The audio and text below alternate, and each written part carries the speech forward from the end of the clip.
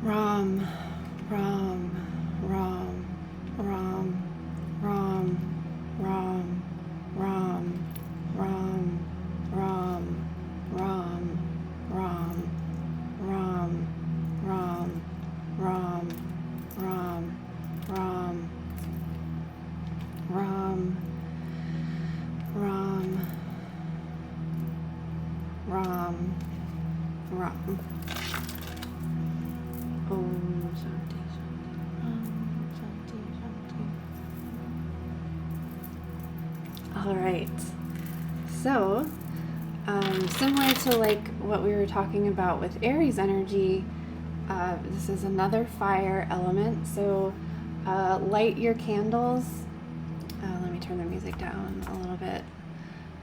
Light your candles to incorporate the fire element into your day. I really do feel like Aries is the fire sign, whereas Leo is the sun fire sign, and Sagittarius is like the adventure, creative, sensual kind of fire. But I don't know, that might just be me. So I recommend, again, adding some spice to your coffee, or if you're not drinking coffee, to bedazzle your mug or drink your water out of a wine glass. My bedazzled wine glass is broken, so I've just got a regular wine glass here.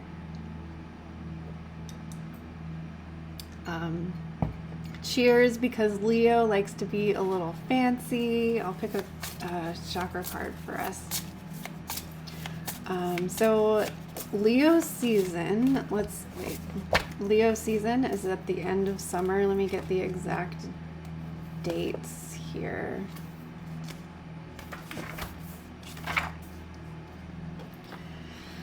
This year it's July 23rd through August 22nd. So the tail end of the summer, right before we head into Virgo season, which transitions us into fall. So we're at the last harvest during this time. I'm not sure if I put that in there.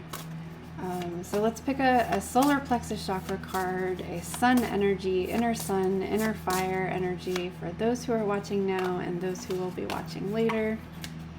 Confidence within. The empowering light of the golden ray is yours to harness. It flows through your being, strengthening you with its every vibration, leading you to manifest all you seek.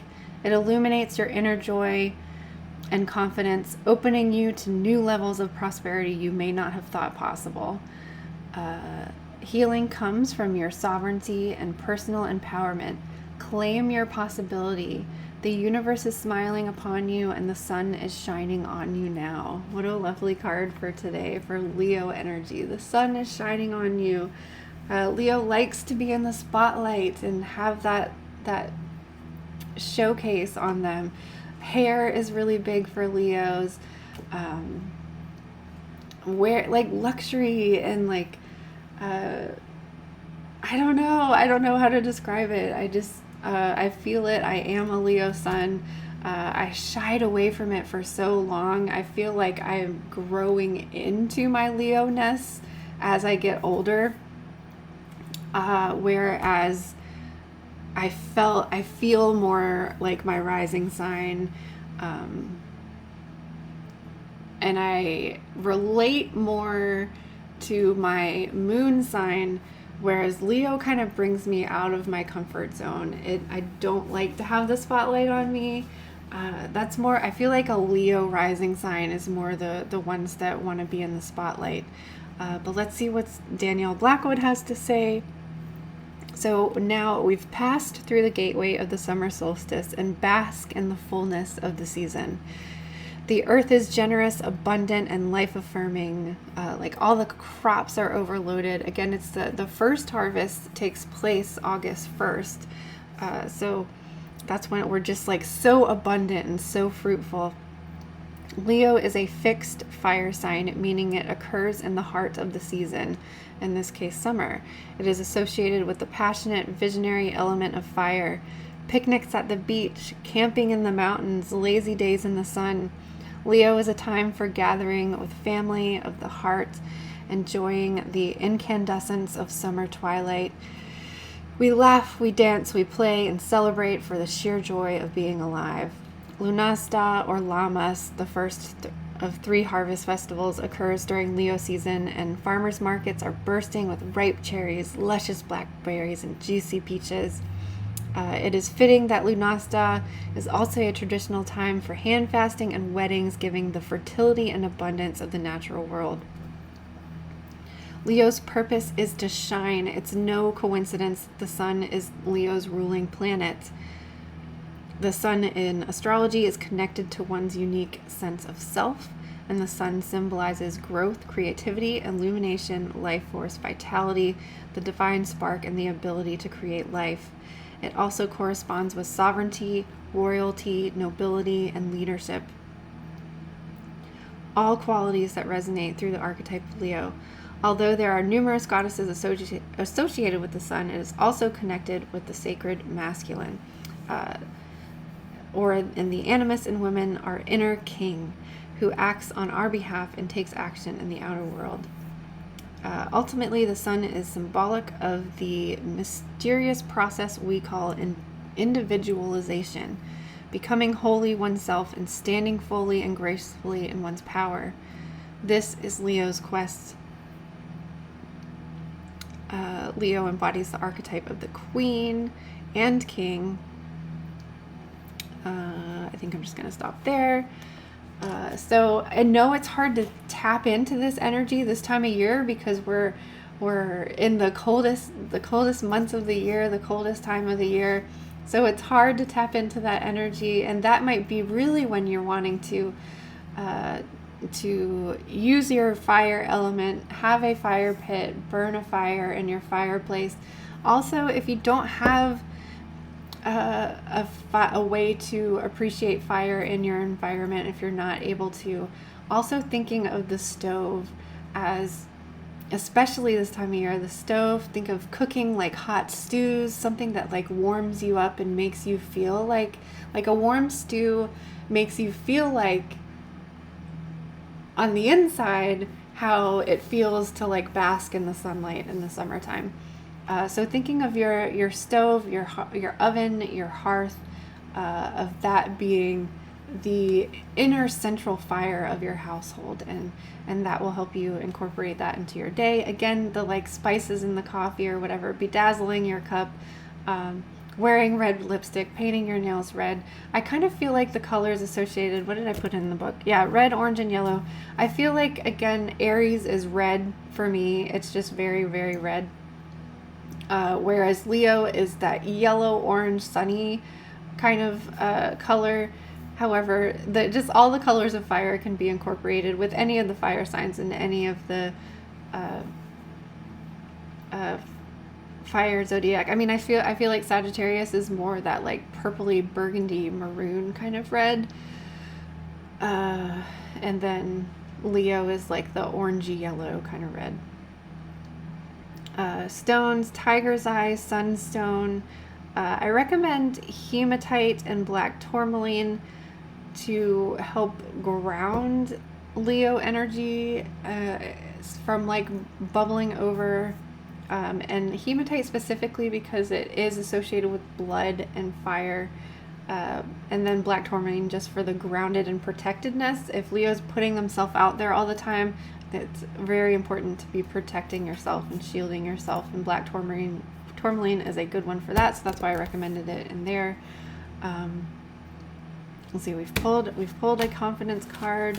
Let's talk about, since we're so close to the full moon, I have chosen the full moon card for us today. Don't let pride get in your way. That's a really important lesson for Leos, to not let their ego take over control. Have you been letting your pride become an obstacle? Is the question you're asking based on your ego, or is that from your heart? Leo energy is all about the heart. So we could have done heart chakra for today as well. Maybe we'll do that tomorrow. I don't know. Its energy is magnificent, but when it's combined with the rush of the full moon, it can become over the top. This card may have come to you because you need to end a deadlock that has developed more love and thoughts for the greater good are the solution to this dilemma. So remembering that it's not just all about you, Leo. It's not just all about the self. It's about using your heart for good and not for selfish reasons.